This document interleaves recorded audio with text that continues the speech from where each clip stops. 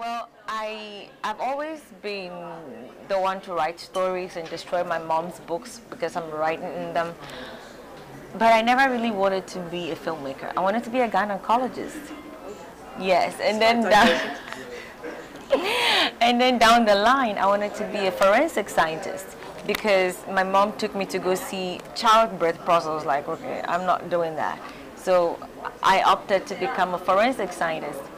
I started, doing the whole biochemistry route and everything, and then the chemistry was killing me. And interestingly, I met an actor in Ghana one day, and he said to me, "What are your hobbies?" And I said, "I write." He said, "Bring something you've written." And I took a script I was working on to him, and he said, "Oh my God, this is good." Within 2 weeks, it was made into a movie. I was like, well, that could be an omen. So how long ago was that then? Oh my goodness, that was like 12, 13 years ago. So at what point did you decide, because you studied in America, didn't you? Yes, You studied film. So yes. at what point after that first script that you Well, wrote, did you decide- I packed my bags and went to sit at home to sort of like figure out what I wanted to do. And my parents, especially my mom is an artist in her own right. She loves reading, loves movies. We grew up in India and it was like Bollywood all over the place. So, and my mom is she loved it there. She always talks about, walking to the sets and things like that. And so she was very supportive.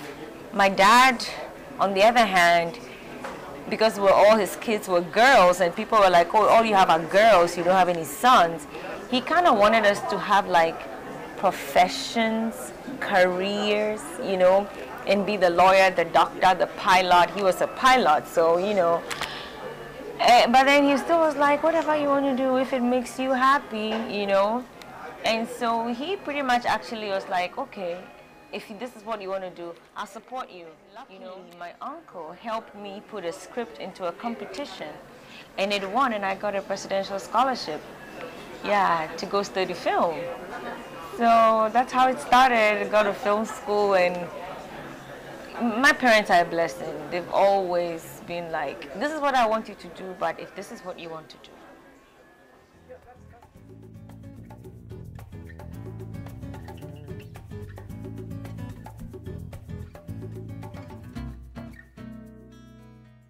Obviously, since then you've not really looked back. Sinking Sands is not your first film. No. But is it, would I be right in saying it is the film that's won you the most accolades? I mean, did it win like 9 Amas? It got nominated for 10 actually, but I Sing of a Well. Well, Grass Between My Lips was my first film, and that actually won me the World First Platinum Award.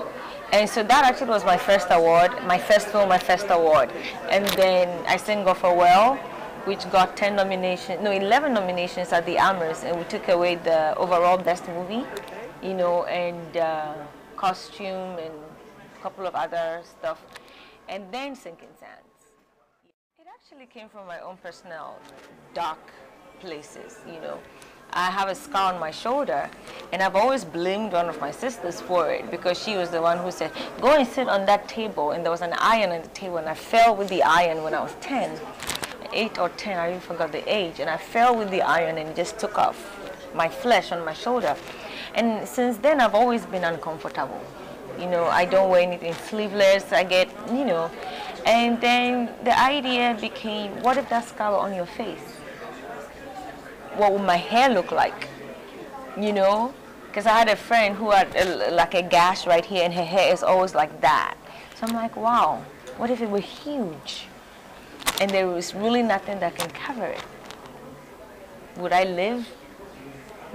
So that became some kind of, writing the script actually became therapy for me, because I started to delve into my relationship with my sister, my relationship with myself, my relationship with what I felt about my body. I feel like, there is abuse in the emotions we give to each other. So the abuse came from that, and then if you bring it between a man and a woman, who are a couple, how would it travel? What journey would that be? And how much do we base satisfaction, contentment, love, life on the face and the physical appearances? That is what got the story going.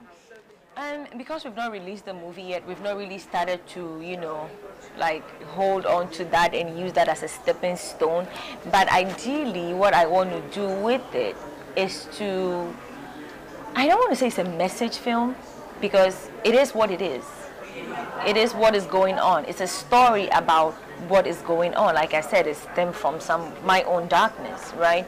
So in as much as people say, oh, it's a message film, I don't want it to say, okay, it's a movie for propaganda or anything like that. I don't want to shelve it in some labeled, you know, shelving kind of, no. Ideally though, I want to use it as my own voice to be able to reach out to other people. Because a lot of people watch it and come up to me and they're like, you told my story. Or I lived in an abusive relationship, or I had an abusive husband.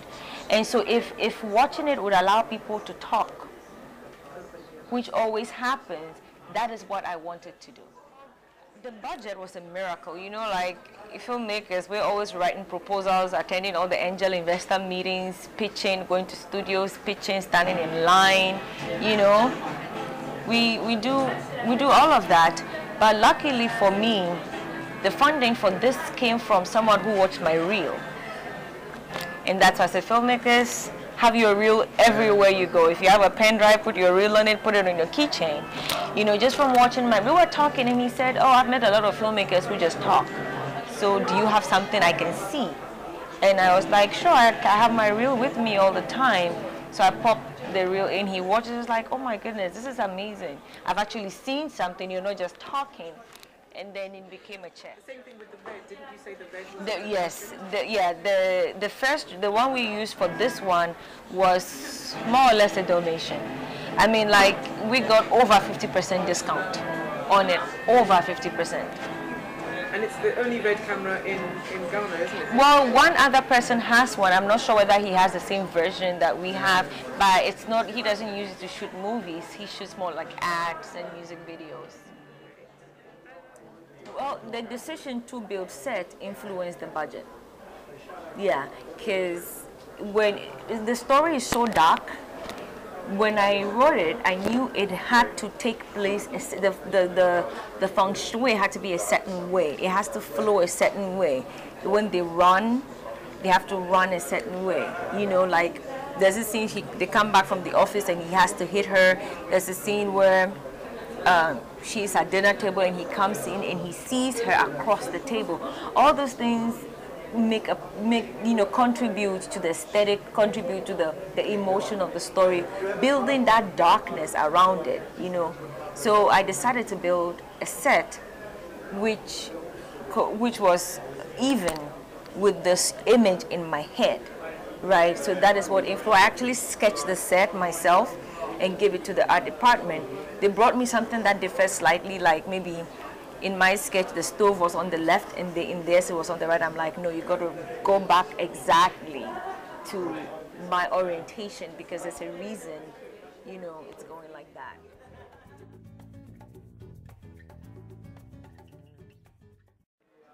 And as well, your choice of cast, because many people would know Jim Jean-Louis, yes, the Haitian.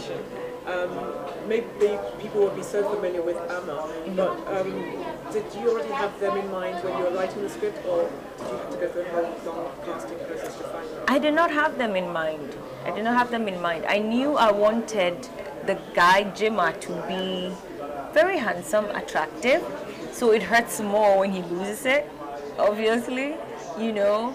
And strong, obviously, because every woman likes a man who's strong, a man who would represent protection for a woman. And then for the character of Tabby, I wanted an African girl, very ordinary, very normal, very down to earth, you know, earthy, you know, girl like that, who's simple. Because when you think of Africa, what do you think of? Simplicity. You know, simple, beautiful things, and that's what I was looking for. And so after the script was done, after the script was done, I spoke first to Idris Elba. But then timing, budget, a couple of things were not working for us. And then I'm like, who almost looks like Idris? I said, Jimmy. And then with Amma, I auditioned a lot of people. There were certain people that I wanted to go for, but then they had like permed hair, and then they did not want to take out their weaves. They still wanted makeup. I'm like, no. So I mean, Amma has not sold before. She's not acted on in big screen. I'm like, you know what? She has dedication. You know, she auditioned for like an hour plus, and she was at it. She was going. She wasn't trying to impress anybody. She was just being the role. You know, and I'm like, you know what? I take a chance, and I'm really happy I did. What will people take from it? Well, the market, I hope, would see Africans as normal people, that we're normal people, we live everyday lives, that we have normal original stories. We have, you know, stories that are not about war and strife. And then for the normal everyday movie going person, I want a story. I just go and enjoy it. Watch it and enjoy it. Don't overanalyze every single detail. I mean, enjoy it. Like, and if you have to take something out of it, take out questions and ask yourself questions. Is it justified, even if it's justified? You know. You have an objective. Exactly. Have an objective point of view.